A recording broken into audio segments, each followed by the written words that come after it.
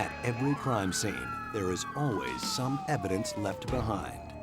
Fingerprints, hair, fibers, blood. Evidence that when analyzed can usually link a criminal to the crime. 4972 West 23th Street, number 3. In this episode, a family of 4 was dead. The shape of their killer was traced in blood. There was an absence of any blood spatter, somewhat like the shadow of a person. And in a second case, the vicious killing of an elderly lady was solved with the help of bloody patterns on a wall. There had been some sort of beating. The blood stains were too large to be any kind of a gunshot wound. For these forensic experts, solving crimes is not only a science, it's an art they call dead reckoning. West 23rd Street, number 3. 79107. On January 4th, 1997, 2 boys in Bellevue, Washington, an upscale suburb east of Seattle, spotted a body near a trail in Water Tower Park, a popular hangout for kids.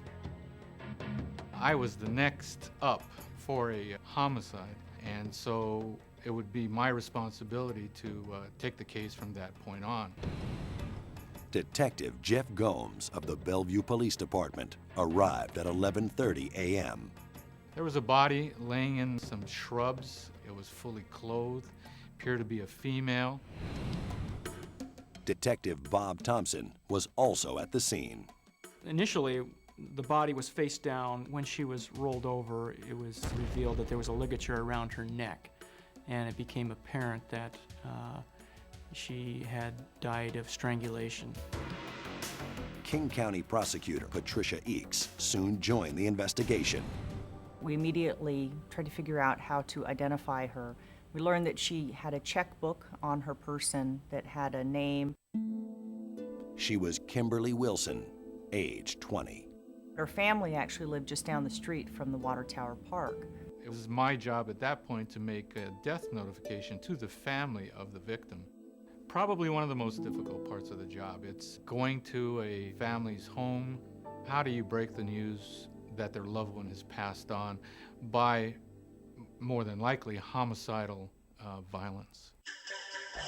Detective Gomes, Prosecutor Eakes, and 2 investigators from the medical examiner's office drove down the hill to tell the Wilsons their daughter was dead. We got to the house. It had 3 vehicles parked in the driveway. It seemed that people would be home. Knock at the front door. There was no answer. So we decided to check with the neighbors and see if perhaps the family was out of town or if they might be able to shed any light on the situation. They told us that they hadn't seen the family for a couple of days. Gomes and Eakes returned to the house and walked around back. The sliding glass door off the deck was unlocked. Patricia Eakes then indicated to me that I should go inside and check the welfare of the people that may be in there. It was just one of those kind of strange feelings that I had that something might be wrong. I drew my service weapon, entered the house. Bellevue Police! Anyone in the house? There was no response to the announcement. I started to search the residence. Just off a short flight of stairs, Gomes saw a bedroom. As I got to the doorway of that bedroom, I looked down and there was a body in a pool of blood down on the floor. I just yelled out, "One dead." Inching his way down the hallway, the detective made his way into the master bedroom. I could see a woman lying in bed, covered in blood, with tremendous facial and head trauma. There was blood everywhere. I looked beyond the bed. There appeared to be a male subject laying on the carpet at the foot of the bed, also tremendous trauma to the head and neck area. I then exited the house to where the prosecutor and medical examiners were waiting for me. He still had his gun in his hand, and he looked very shaken. A sad but routine visit to tell a family their daughter was dead had turned into the discovery of a shocking triple homicide. The condition of the bodies was vicious. There was dramatic overkill. It was surreal, is probably the best word I can use to describe it. The scene in the master bedroom, the father and mother, there was blood on all 4 walls. There was blood on the ceiling. An enormous amount of activity, I guess you could say, had happened there. Who was responsible for such slaughter? Bellevue police called the Washington State Patrol Crime Lab for help. It was absolutely startling. It was the amount of blood was phenomenal. Forensic scientist Terry McAdam led the investigation for the crime lab. I've been to hundreds of crime scenes prior to that, and many since, but that particular house, there was more blood in that house spilt on the walls than any other crime scene I'd ever been to. Kim Duddy was part of the 3-person team that processed the house.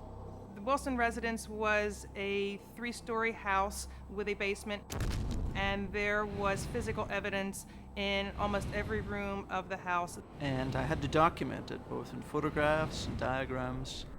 The only way I could rationalize it was to treat each room as a 6-sided cube. I just did one wall at a time, documenting the stains, then moved on to the next wall. Forensic investigators knew from experience that these stains, known as blood spatter, could tell a story. Because blood is fluid, it creates different shapes when it strikes a hard surface. Dripping blood forms a circle. Blood arcing through the air before impact leaves an elliptical shape. Terry McAdam and Kim Duddy examined these shapes to reconstruct what happened in the Wilson house. The first thing we did, actually, when we looked at the stains was to try and form an opinion as to what could have caused these stains. It was very evident that each of the victims sustained blunt trauma, Something such as a baseball bat immediately came to mind as something that could have been used. as well as sharp force injury. Some of the blood stains were similar to those which you would get if you had blood on a knife and were swinging that knife. The possibility that 2 weapons, a knife and a baseball bat, were used to annihilate the Wilson family raised one question in everyone's mind. Was this done all by one person, 2, 3, 5? How many people were in the scene? The search for the answer would lead investigators down a bloody trail. As evening fell on January 4th, 1997, investigators in Bellevue, Washington, tried to make sense of the massacre that had destroyed an entire family. These people had a life of their own that somebody had just come in for whatever reason and just snuffed out. The victims were the Wilson family. Bill, 52, and his wife Rose, 46, were both accountants. They worked hard to afford their comfortable home in the upper-class Woodridge section of Bellevue. Woodridge was a safe, secure neighborhood, the type of place the Wilsons dreamed of when they set out to raise their 2 daughters, Kim, 20, and Julia, age 17. Julia Wilson was the studious type. She had some disabilities to overcome as a young child. She overcame them. She studied hard. She had just received her acceptance letter to a college approximately a week before the murders. Julia's older sister Kim, strangled in the park just blocks from her home, had been a rebellious child. For a time, she had run with the goth crowd. The goths were a group of teenagers who dressed in black and obsessed about death. She had no direction for her life, but then just prior to the murders, she had been introduced to the AmeriCorps program that would help youth find some direction in their life and some organization and stability. Police theorized that whoever killed Kim and her family had some type of relationship with them. Julia, Bill, and Rose Wilson showed signs of what investigators call overkill, or excessive brutality, motivated by intense feelings. The perpetrator may have some emotional attachment to hate these people or dislike these people or want to disgrace these people. Terry McAdam and Kim Duddy of the Washington State Patrol Crime Lab spent 6 days documenting every inch of the crime scene. In examining the locations and physical trauma that was visible, it was fairly evident that Mrs. Wilson was in bed and probably did not know what hit her. Mr. Wilson definitely knew that he was being attacked, had gotten out of bed, and appeared to have been trying to go around the foot of the bed or perhaps leave the bedroom, and had some what we call defensive wound injuries.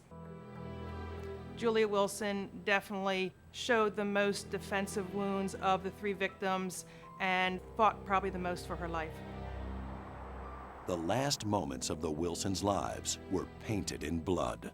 There was a tremendous number of bloody shoe prints on the carpet. There was even one on Mr. Wilson himself. He had a bloody shoe print impression on the back of his t-shirt, and it was just pristine. That boot print, as well as all the other boot prints that we saw throughout the house, we thought would be very good evidence for us in terms of telling us how many people were in the house and potentially matching that boot print with the boot print of a suspect. To reveal any latent bloody prints, those invisible to the naked eye, Kim Duddy sprayed the floor with leucocrystal violet, a chemical enhancer that changes color when it reacts to the hemoglobin in red blood cells. It appeared that there were 2, possibly 3 different bloody impressions in the house. That, combined with the fact that 2 weapons were used to murder the 3 victims, told investigators there was more than one killer. But the crime scene investigation revealed no suspicious fingerprints or trace evidence in the house, and there was no sign of the murder weapons. While the forensics team continued their investigation, Detective Jeff Gomes began to focus on who could hate this family enough to kill them all. I left those 2 scenes and started working on leads that were coming in at that time. Detectives questioned members of Kim's circle, classmates, friends, and kids in the goth crowd who gathered every night at a local coffee shop from midnight until dawn. Detectives asked the kids if Kim had any enemies, someone angry enough to kill her. Yes, several answered. You should talk to David Anderson.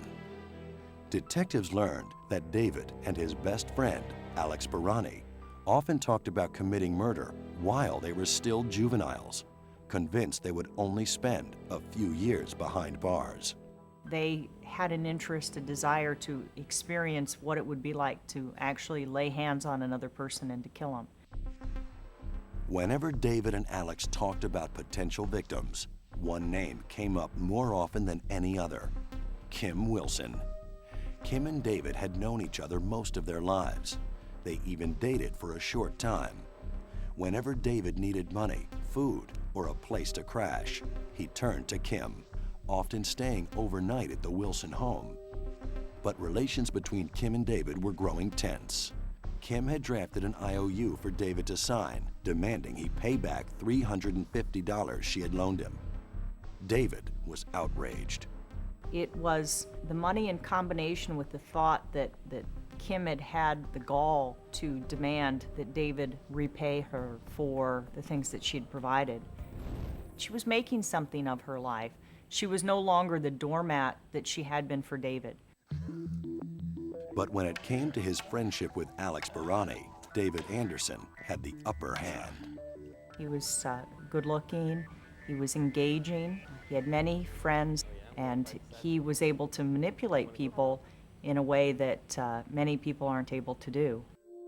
I think Alex Barani had a very sad, kind of lonely childhood from the descriptions that we've learned. And when he met David Anderson, David kind of became his life, and Alex essentially would do whatever David wanted him to do. His interest piqued. Detective Jeff Gomes sent a team of investigators to question David Anderson. David supplied his alibi, which was, I was with Alex Barani the night of the murders, all night at Alex's house, playing video games until about 5:30 in the morning, when I returned home and went to bed. Alex Barani offered the same alibi to detectives, and when asked if he owned any boots, Alex claimed he had but one pair of shoes. Still suspicious of Alex, Gomes sent Detective Bob Thompson to learn more about the 17-year-old. At the house where Alex rented a room, a woman told Thompson she saw Alex leave the house around 10 p.m., the night of the murders. She noted that he had something under his sleeve, and his arm seemed to be very straight. She saw him get into a car and drive away. I asked her if she ever saw him come home, and she said, no, she went to bed about 3 in the morning and he hadn't returned home by that time. Another housemate told Thompson that Alex did own a pair of boots, the same size as the ones that left the bloody prints in the Wilson house. So that was two different things that didn't match up with what he had told detectives earlier. Thompson took Alex to the station for questioning. I told him that a couple things were concerning to us. One was that he had a pair of shoes that matched some bloody footprints that were found in the Wilson residence. And the second thing is that there was a witness who saw him leave about 10 o'clock on the night of the murder. The instant I told him that, he just instantaneously became this angry individual just staring at me. At that point, I realized I think this guy was involved and committed this murder. While Thompson worked on Alex, Gomes brought David Anderson in for questioning. David Anderson was calm, cool. When we asked David, did he know Kim Wilson and the Wilson family, he said he did. And did he hear about the homicides? He said, yeah, he did in the papers. And he said, isn't it a shame that you can't leave your doors unlocked anymore? Inside his interrogation room, Thompson bore down on Alex. I began telling him that I believed that he was involved. He started to interrupt me, saying he wanted something, and before he could say that, I would continue to talk to him, and I believed he was going to ask for an attorney. He kept saying, I want, but eventually he said, I want 2 minutes. When he said he wanted 2 minutes, I looked at my watch. I said, you have 2 minutes, and I got up, walked out of the room.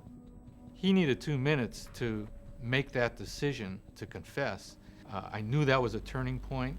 I sent Detective Thompson back in. Walked back in the room and began interrogating him again, and eventually he hung his head, and once he hung his head down, I knew that he was going to tell us what he had done, and ultimately he did.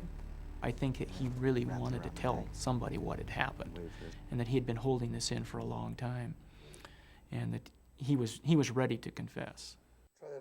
For the next 4 hours, Alex Barani recounted the murders of Bill, Rose, Kim, and Julia Wilson. When I asked Alex why he did this, he said something to the effect that he wanted to experience something truly phenomenal. But there was one thing Alex would not talk about. He would not give up his friend, David Anderson. He would say things like, I'm not going to tell on my best friend, I'm not going to name him. At the end of the interview, Alex was booked for quadruple homicide. Down the hall, detectives were getting nowhere with David Anderson. Even when confronted with his friend's confession, he maintained his innocence. So I got somewhat aggressive with him. Think about it, David. This is serious shit. That didn't bother him at all. He demanded to leave, which was probably the hardest decision as an investigator, to have a real good sense that this individual is a murderer, but you don't have sufficient probable cause to arrest him and keep him in custody. So we had to release him. The focus is now on David Anderson and proving that he was the accomplice. The proof was about to be revealed inside the crime lab and in the reconstruction of the killings themselves. Less than a week after the violent murders of the Wilson family, 17-year-old Alex Barani was in custody. Investigators believed his friend, David Anderson, also 17, was the other killer. The focus was now on David Anderson, and the forensic evidence that may connect him to this crime. Detectives learned that David Anderson was driving a borrowed black pickup truck the night of the murders. The Washington State Patrol Crime Lab searched the truck and discovered a piece of white rope. Kim had a ligature around her neck. It was a white cotton rope. So we asked Kim Duddy to look at the two pieces of rope and if she could make a match. Forensic scientist Kim Duddy began by comparing both ropes under a stereo microscope, counting individual fibers in each one. Every rope consists of individual strands, or plies, woven together. The plies, in turn, are made up of tiny fibers. There was over 1,000 fibers in each ply, and the largest amount in difference in fibers was less than 3%. The size, shape, and quantity of fibers in the rope around Kim's neck were nearly identical to the rope found in David's truck. When we received that confirming information that David Anderson's truck was a part of the homicide, it was decided that we had sufficient probable cause to go out and arrest David Anderson for the murders of the Wilson family. Investigators knew that the rope by itself wasn't enough to convict David. A search of his room turned up a pair of boots. My job was to look at those, see if there was any blood, and interpret the stains of blood that were on it and what could have caused those stains. Terry McAdam found 6 different areas of blood spatter on David Anderson's boots. He focused on one particular pattern of blood. Something had projected blood onto that shoe at approximately 3 or 4 inches off the ground, coming horizontally onto it. And we were able to work out that Mr. Anderson would have been approximately 4.5 feet from the person who was coughing up this blood when that person's blood hit his shoe. DNA tests identified the blood as Julia Wilson's. Traces of Bill Wilson's blood were also identified. And that probably for me was the part in the case where I was able to say, yes, we're finally getting somewhere here. Forensics had given prosecutors a vital piece of evidence against David Anderson. In October 1998, Alex Barani went on trial for the murder of the Wilson family. While prosecutors tried to get him to implicate David Anderson, he insisted he was the sole perpetrator of the sensational crime. A recording of his confession was played in court. When I realized I was strangling her, I remember seeing her face turn blue and I couldn't stop. His attorneys offered another defense. They blamed David Anderson. The defense pursued a diminished capacity defense, alleging that Alex was not responsible for what he had done because he was operating under the duress of David Anderson, and that David Anderson had forced him to commit these murders. It took the jury just 3 hours to return a verdict of guilty on all 4 counts. Alex had believed he wouldn't serve much time because he was a juvenile. In January 1999, he was sentenced to life imprisonment without possibility of parole. Now, it was time to go after David Anderson. As his trial approached, the prosecution team decided they needed more forensic proof. Could we prove that there were multiple suspects in the scene? To do that, they hired Ross Gardner, a nationally recognized expert in blood spatter analysis and crime reconstruction. Working closely with Terry McAdam and Kim Duddy of the Washington State Patrol Crime Lab, Gardner went through thousands of pages of drawings, police reports, and photographs to piece together what happened the night of the murders. His analysis of blood spatter in the Wilson home became the focal point. Bloodstain pattern analysis is a forensic discipline that evaluates the physical attributes of blood stains in the scene. We're looking at characteristics such as the size, the shape, volume, dispersion, their interrelationships to one another and to the scene. And from that, we're able to derive the nature of the event that created the blood stain or the blood stain pattern. The use of blood spatter evidence came to prominence in the 1966 retrial of Dr. Sam Shepard, sentenced to life in prison for the murder of his wife, Marilyn. A nationally known criminologist and pioneering expert in blood spatter, Dr. Paul Kirk analyzed the location and shape of spatter patterns in the Shepard's bedroom and concluded they were created by a left-handed assailant. Sam Shepard was right-handed. Because of Dr. Kirk's work, Shepard was released from prison after serving 10 years of his life sentence. Ross Gardner would use many of the same techniques in the Wilson murders and uncover a telling clue. Mr. Wilson was being hit with this blunt force weapon. The spatter was being ejected out across this entire area. But interestingly enough, there was an area directly in the corner, probably about 2 foot, maybe 3 foot, in which there were no spatter on the wall. It looked, as Detective Gomes recalls, somewhat like the shadow of a person. What it really defined was that something was preventing the spatter from being ejected from Mr. Wilson's head onto this back wall. Alex Barani was on that side of Mr. Wilson's body while David Anderson was striking Mr. Wilson, and the blood would hit Alex Barani, the sides of the walls near him, but would leave a shadow. Investigators could now put together the entire puzzle. Using Ross Gardner's blood spatter analysis, Alex's confession, and forensic evidence, they believe this is what happened the night of January 4th, 1997.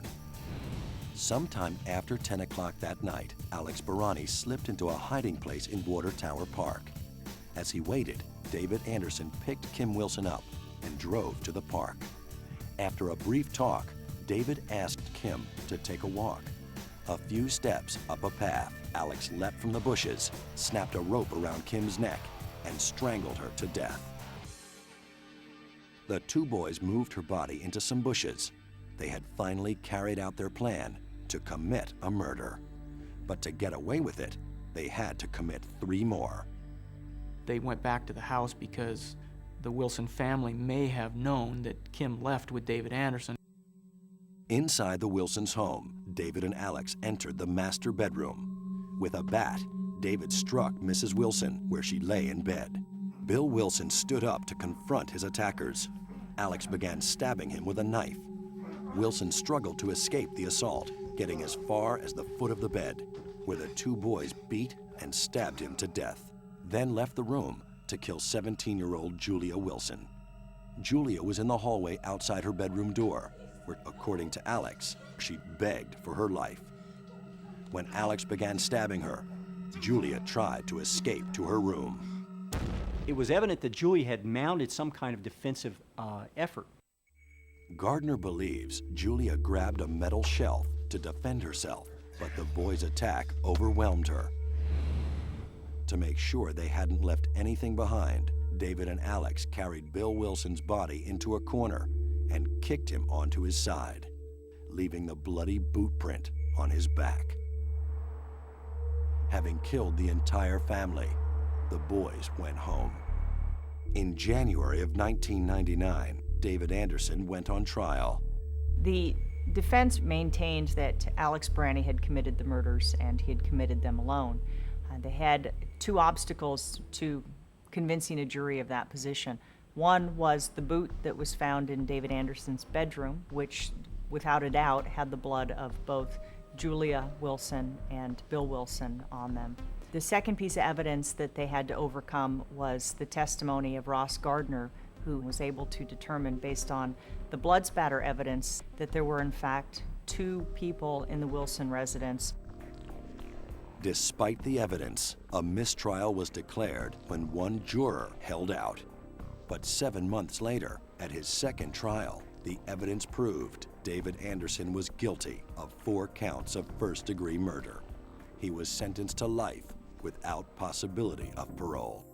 The critical piece of evidence for the jury was the testimony and the reconstruction by Ross Gardner. Jailhouse interviews with Alex Barani revealed just how good Gardner's work was. The result of Ross Gardner's reconstruction was confirmed by Alex Barani, indicating that word for word, Ross had reconstructed their actions on that night very, very closely. To the police and prosecutors who pursued the case to its final conclusion, the contribution of forensic science was essential. We follow leads, we talk to people, but in the end, it's the physical evidence that proves beyond any reasonable doubt that this individual committed this act. Next, bloody patterns on a wall help investigators solve the murder of an elderly widow. Wednesday, August 20th, 1998, started like any other day on Bainbridge Island, Washington, an upscale bedroom community situated 6 miles from Seattle. Christiana Allen Hawk, publisher of the Bainbridge Island Review, arrived at the office facing another deadline and headed for the coffee room. And noticed a splatter on the floor. It looked very much to be a coffee stain, and I noticed that on the ceiling there was a little spot brown stain up there as well, which seemed curious and strange, except that the building had just been painted.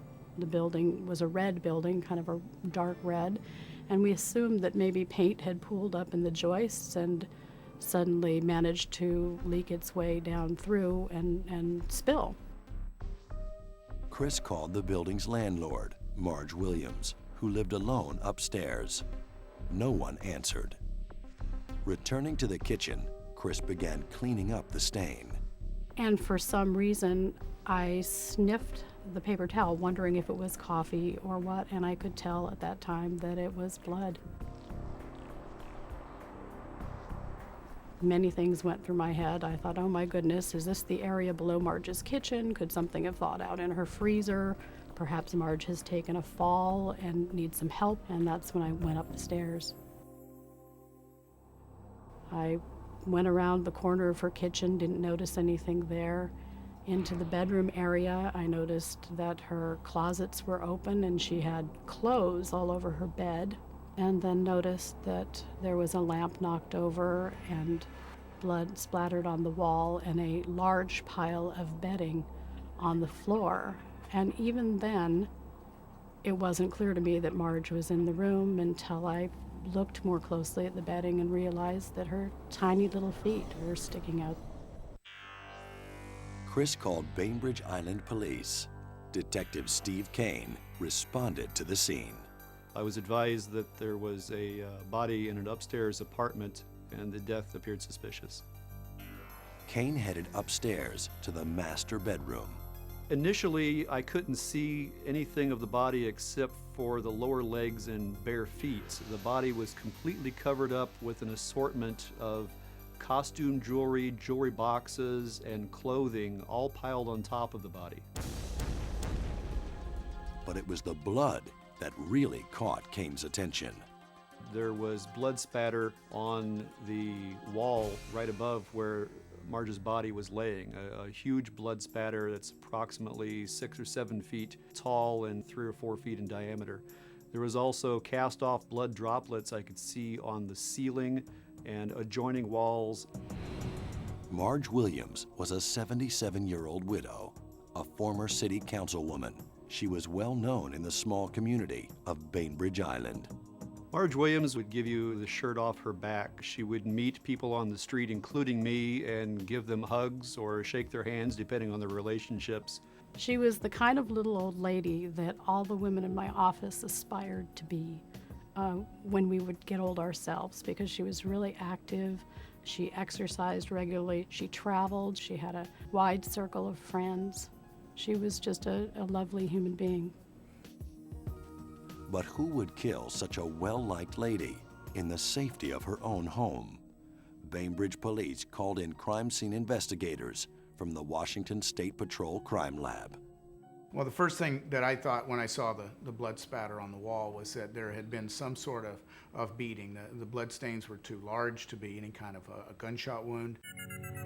Forensic supervisor George Johnston led the team at the scene. There was so much blood that was associated with the bleeding of the victim that it did literally just seep through the floor and down to the floor below. The weapon that produced it was right there in the room. On the side of the room, we found a golf club that was put in between two cabinets. It appeared that the shaft of the golf club had been wiped, although not very well. I could see what appeared to be reddish-brown ringlets of what looked to be blood spatter on the shaft of the club. We tested these reddish areas on the club. They were all positive for blood. Confident they had uncovered the murder weapon, Johnston and Detective Kane turned to the blood patterns in the room, hoping they might reveal something about the killer. On the wall directly above the victim's head, it was very easy to see directionality of those spatters. There was significant cast-off and directions from the murder weapon. Cast-off occurs when blood adheres to a weapon, in this case, the golf club.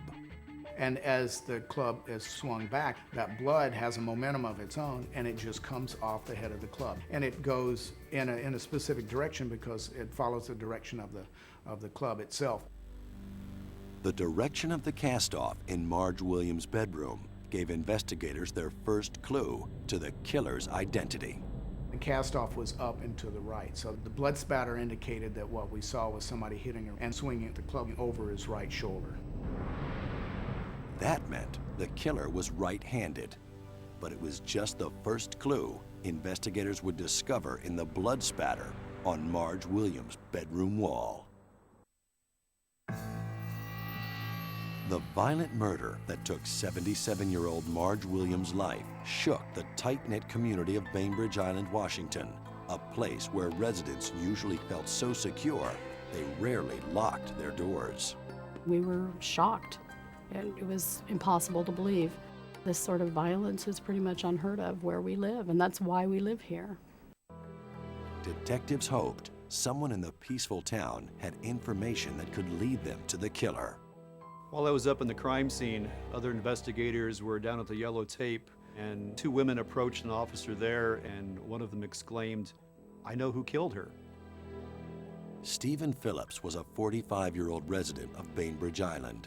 Marge Williams had hired him to paint the exterior of her house less than 2 weeks before her murder. Christiana Allen Hawk noticed Phillips as he worked outside the building. He had a very intense and strange gaze. I remembered making eye contact with him and just somehow knowing that this isn't somebody I wanted to be communicating with. Neil Wachter was part of the Kitsap County prosecution team that joined the investigation. Stephen Phillips had a pretty serious criminal history dating back to the early 1970s with a pair of felony assaults and felony burglary. He had a number of driving under the influence convictions, as well as a number of domestic violence convictions. We also learned that Stephen Phillips was a chronic alcoholic. Witnesses told investigators that Phillips was seen talking with Marge on the balcony of her home the evening of the murder. Later that night, witnesses saw a rare cream and gold-colored Chrysler Maserati parked in front of her house. It's a unique car enough that they remembered specifically what it looked like. A check of the records revealed that Phillips' father owned just such a car. Phillips' friends reported that he was driving that car the night of the murder. They also reported that Phillips had been on a 10-day drinking binge. Apparently broke by the night of the crime, he made several unexpected visits to acquaintances in search of more money. Investigators had found witnesses who said that Steve Phillips came to their house on the evening of the murder, and as soon as he walked into the door of the residence, one of them, who was a registered nurse, observed what appeared to be blood spatter all over his face. Detective Kane discovered that Steve Phillips was living with his parents. A search of his room turned up a black dress shirt, the same type witnesses said he was wearing the night of August 19th. Kane also found a handgun. I could see on the grips of the pistol there appeared to be dried blood. And in the garage was the Chrysler Maserati. I saw on the leather driver's seat what appeared to be a small droplet of dried blood. Using a presumptive test, I received an immediate response. The Maserati was sent to the Washington State Patrol Crime Lab for processing. Meanwhile, detectives were closing in on Stephen Phillips. That night, an informant told them where he was hiding. We formulated a plan to go and contact him after determining that there was an existing warrant for his arrest for domestic violence. We located the suspect hiding in a mobile home.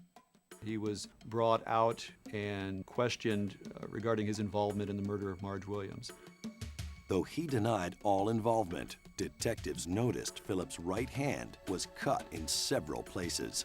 He claimed he injured it on a broken water faucet. Unable to conclusively link him to the murders, police arrested Phillips for the domestic violence charge. Because we didn't have enough probable cause at that point to arrest him for the murder of Marge Williams, he was taken to jail. With Phillips in custody, the forensics team analyzed the evidence that could link him to the crime. George Johnston of the Washington State Patrol Crime Lab went through the car carefully, collecting traces of blood from its steering wheel and gear shift. On the kick panel of the front door, in one of the small little grooves there, we found a very small piece of tissue, less than a quarter-inch long. The tissue and blood were sent to Mike Croto at the crime lab for DNA typing. The DNA extracted from that came out to be consistent with Marjorie Williams. It provided that direct link from this vehicle to Marge Williams. As Kitsap County prosecutor Mike Savage began to prepare the case against Phillips, he uncovered another piece of crucial forensic evidence, one that had been overlooked. I was looking through all of the evidence and I saw a black shirt that I recognized as one that Stephen Phillips was wearing around the time of the murder. And I looked closely at the shirt, and to my naked eye, I saw what appeared to be blood spatter. The shirt had never been closely examined. Savage sent it to the crime lab, where Mike Croto extracted tissue and blood samples for DNA testing. The DNA results that I got from the shirt were DNA types consistent with those of Marjorie Williams. With enough forensic evidence to connect him to the crime, police arrested Stephen Phillips for aggravated first-degree murder. The charge meant prosecutors believed the killing was premeditated. We had to prove not only was Steve Phillips the person who committed the crime, but that Steve Phillips had the premeditated intent to commit the crime. Prosecutors turned to George Johnston and the blood spatter evidence to help make their case. According to Johnston, Phillips entered Williams' house undetected and made his way to her bedroom. Some kind of confrontation occurred between Marge Williams and Steve Phillips, where she likely tried to grab the phone to call the police. He grabbed the phone from her, which tore the phone line. She may have tried to grab a golf club to defend herself. He ended up hitting her with the pistol. Then somehow he ended up with the golf club, and as he started hitting her, she went down. He continually hit her 5 times, 6 times, 10 times, 12 times. And at each point, he has the opportunity to stop. By being able to argue multiple strikes on her head, we were able to show the jury how the perpetrator went through a thought process. He actually had the opportunity to reflect on what he was doing. Without the blood spatter testimony, we probably wouldn't prove premeditation. And without proving premeditation, we wouldn't prove first-degree murder. On April 2nd, 1999, Stephen Dwayne Phillips was found guilty of aggravated first-degree murder and sentenced to life in prison without possibility of parole. Forensic evidence was absolutely critical to obtaining the conviction in this case. On Bainbridge Island, what was once the scene of a murder is now a center for nonprofit organizations committed to social causes. Although nothing can take the place of Marge in our hearts, in our community, the Marge Williams Center is really a fitting tribute to Marge's memory. People who stroll the peaceful grounds of Marge's former home see no reminders of the crime that took her life because of the work of dedicated forensic scientists who put her killer away forever.